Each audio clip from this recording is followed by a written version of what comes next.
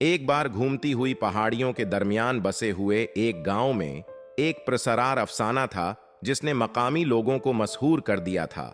सोने का इंडा, सोने का इंडे का अफसाना। कहा जाता है कि जादुई जंगल के अंदर छिपी हुई एक जादुई मर्गी ने खालिस सोने से बना एक इंडा दिया।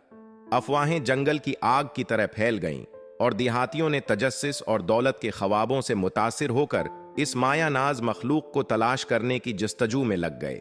इनमें राज नामी एक आजिज कसान भी था जो अपने उटल अज़म के लिए जाना जाता था। नस्ल दर नस्ल गुजरे एक सादा नक्शे से लीस राज ने जादू के जंगल के दिल में कदम रखा। दिन रातों में बदल गए जब राज घने पूदों और सूफियाना मनाजिर से गुजरा।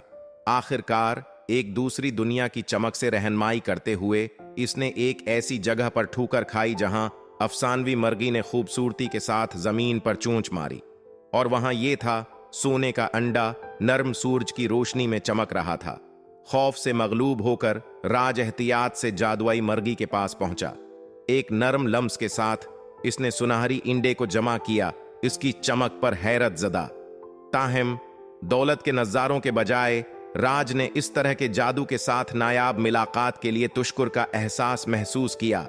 जैसे ही वो गांव वापस आया, राज ने सोन का इंडा की हकीकी कदर पर गौर किया।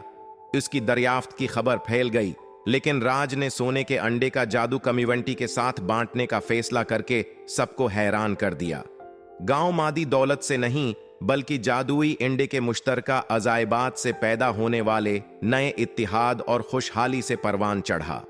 और इस तरह सोन का अंडा का अफसाना बेगर्जी और बरादरी की कहानी बन गया, जिसने गांव वालों को याद दिलाया कि बाज औकात सबसे कीमती खजाने वो होते हैं जिनका मकसद जखीरा करना नहीं होता।